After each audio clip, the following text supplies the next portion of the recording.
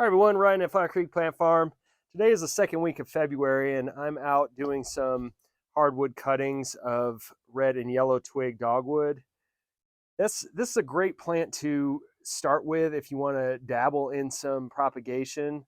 They're just fun to do. They're easy to root, they grow fast, and they're because their stems are so straight and they're so vigorous, it's an easy one to cut and do the cuttings in every step of the process. So great little native to cut your teeth on. So I've got dip and grow here. For hardwoods, it's 1 to 5. 1 parts dip and grow to 5 parts water.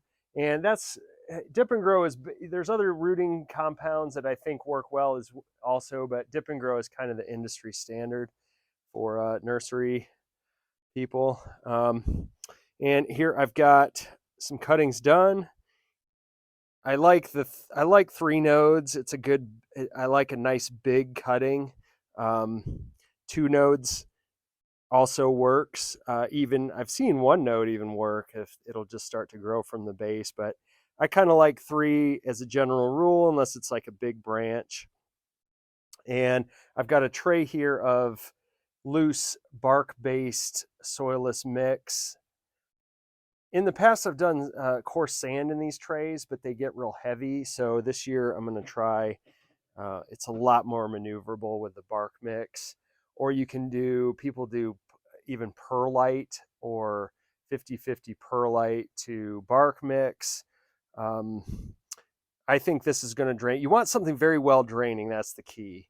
So in they go. Make sure they're all in the same direction. And you want to just cover the bottom node that's going to be buried, and leave it in for about 3-5 seconds or so.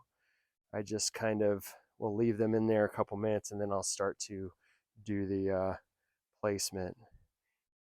Now, with the sand, they can be really close together, and it's very easy to shake off the roots once they're rooted. This bark, I think, is a little riskier, so I'm going to give it a couple more inches and just go about 4, and voila.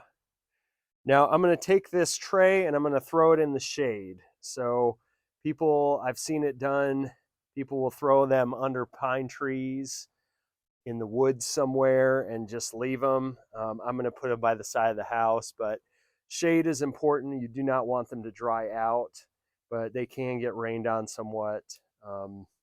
And the easier cuttings to root usually aren't as fussy with that stuff. So the best time to take these cuttings is really after leaf fall or right before they bud out.